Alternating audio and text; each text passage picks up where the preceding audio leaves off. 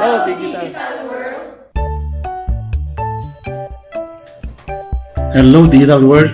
Good morning, good afternoon, good evening. Saan ka mang lupalok ng mundo na nanonood ng video to. Isang pagpalang araw. For this time, meron po akong visitor from the provincial capital. For this day, meron pong na-assign sa akin na scout official for a day. So, siya po yung magiging boss ko po sa isang araw. Ito po ay isang programa ng Girl Scout at Boy Scout of the Philippines, in which i-assume nila yung office mo for one day. So, tinuturo ko po siya ngayon dito sa aking workplace sa library, at in-explain ko rin yung mga different sections, in-introduce ko siya sa different section in charge, and at the same time in-explain ko yung mga different roles din within the university library. So ito bali yung pinapagawa ko sa boss ko ngayon. Pinapa-scan ko siya ng books, print books, and then magiging e-book na siya.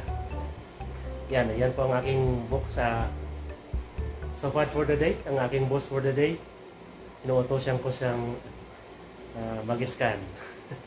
Okay mga ka-selfie, tapos na ang duty po ni Miss Rebecca Mendoza as Scout Officer,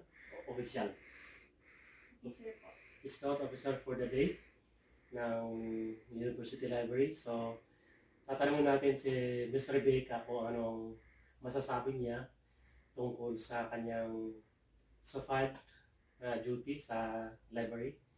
Miss Rebecca, anong masasabi mo sa duty mo dito? Madami po akong natutunan kasi natutunan kong mag-edit tapos mag-scan po ng mga books po.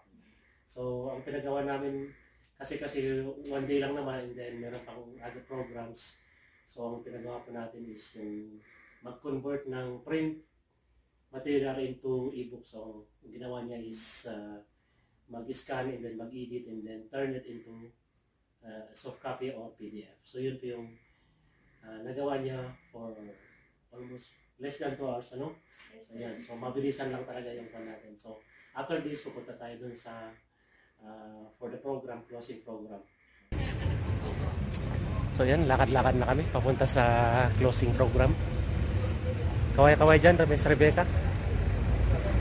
Ayan. Ayan. Muna tayo ng Bisho Products para may pasalubong naman yung bisita natin. Ayan.